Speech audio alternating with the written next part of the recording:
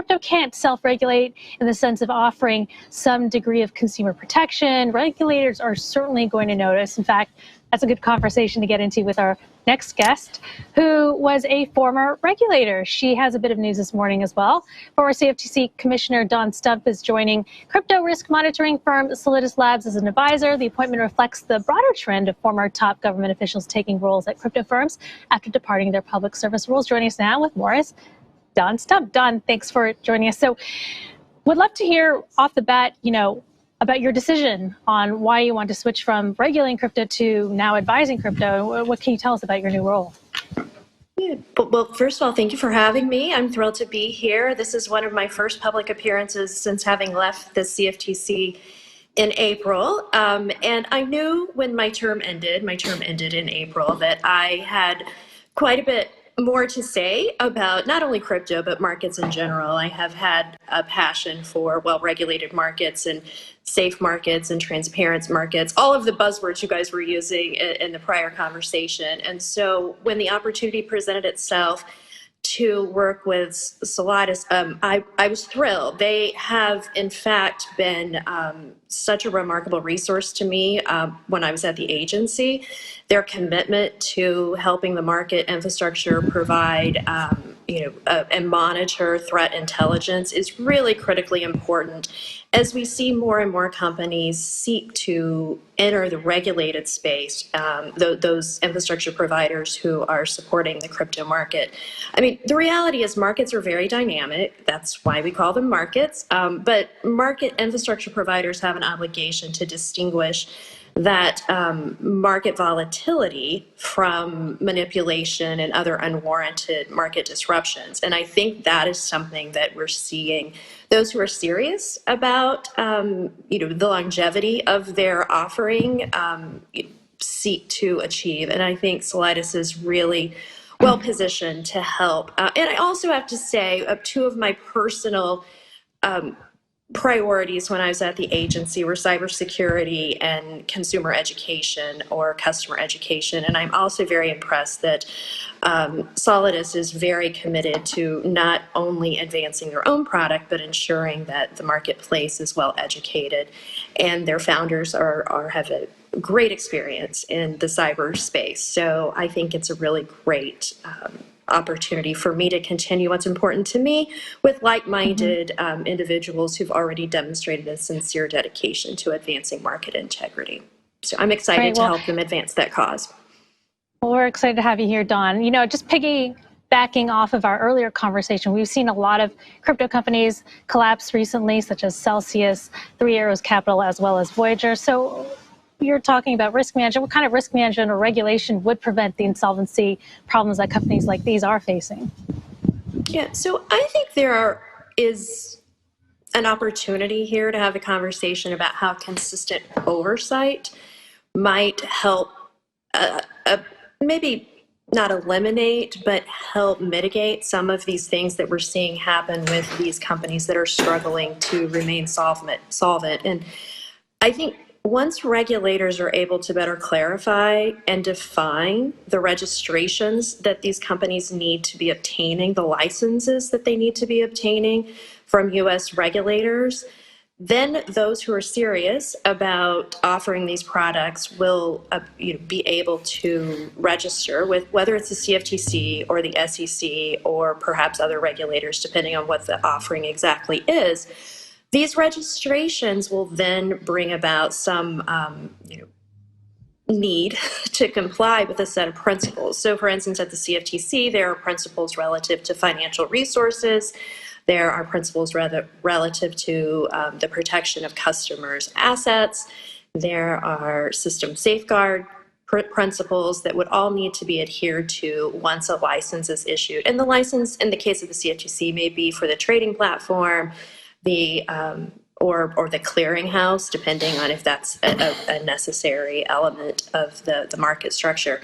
And I think those principles, they're flexible enough, at least in the context of the Commodity Exchange Act, which the CFTC is governed by, to permit these folks to do what their customers are demanding, but in a more transparent. I'm going to use your words again. I love the word transparency. A more transparent and consistent way, such that those customers who are trying to take advantage of these products have some better a high degree of confidence as to the oversight that's being conducted. You know, in an agency such as the CFTC or the SEC, once these registrations are obtained, there are periodic, what we call rule enforcement reviews or examinations, and that's when CFTC or SEC staff would be on site and engaging with those infrastructure providers. It's a back and forth. There are typically findings of insufficiencies, and there's a conversation about what needs to be done to correct those things in order to ensure compliance obligations are met. And I do think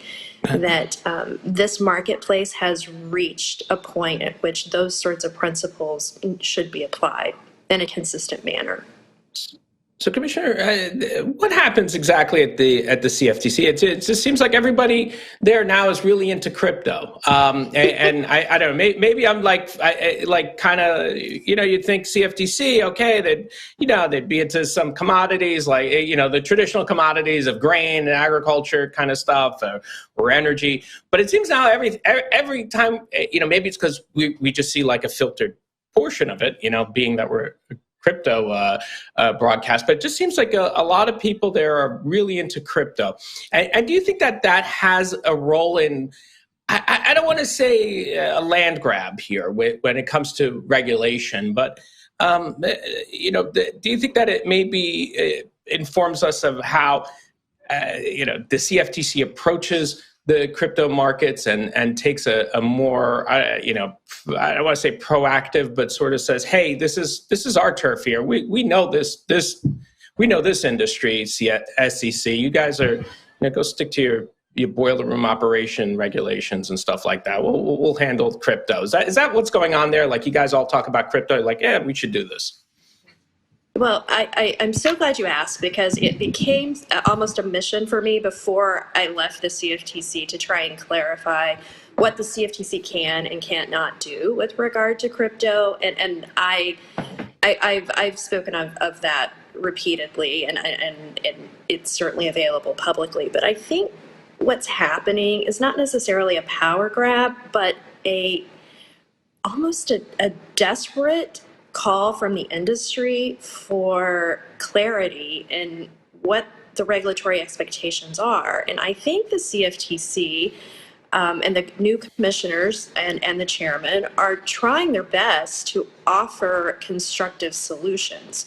I do think it needs to be pointed out here for the viewers that the CFTC has been, for quite some time, heavily involved in regulating crypto, and I think you have to distinguish the crypto derivatives market from the crypto physical cash assets market to understand that. So the CFTC has today and for some time has been regulating crypto derivatives, or the infrastructure that supports those futures and OTC swaps markets. And Chairman Benham is right to remind people that the CFTC has been doing that for quite some time. And so I think initially, when we were all asked and repeatedly asked to speak about crypto as CFTC commissioners, that's what we were focused on. And then there became this really interesting discussion about who was going to regulate the physical cash assets.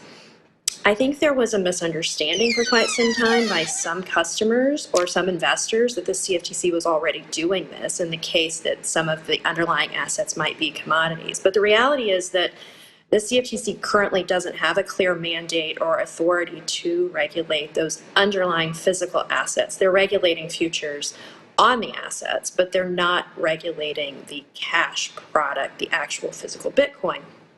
And that's where Congress will have to make a decision. So when I hear people, you know, oftentimes people will ask me if I think the CFTC is making a power grab by telling Congress that they are capable of regulating this new space, this cash market.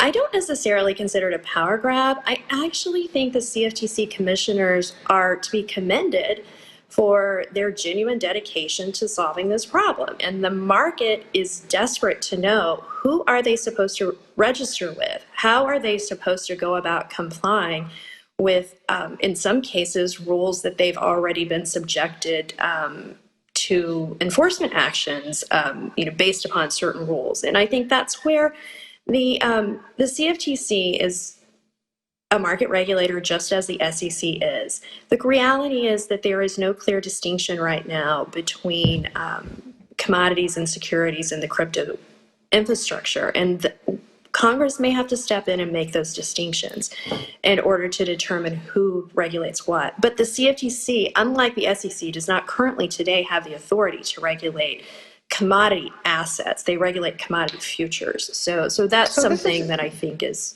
obviously under consideration. This is really, I have lots of thoughts you're raising about some that. really You're raising a lot of great points. It's interesting because there's definitely like a discrepancy between how the media presents this and how regulators or former regulators present this, because the media is very much like the CFTC is taking over crypto, and any regulator or former regulator who had on the show is like, no, it's not that. So, but putting aside like the power grab language for a moment, I mean, it does seem that like there's at least one bill out there that's basically suggesting that the CFTC is the primary regulator of spot crypto markets, right? So not calling it a power grab, but that does seem to give the CFTC more authority over crypto markets than it has now. Is that incorrect?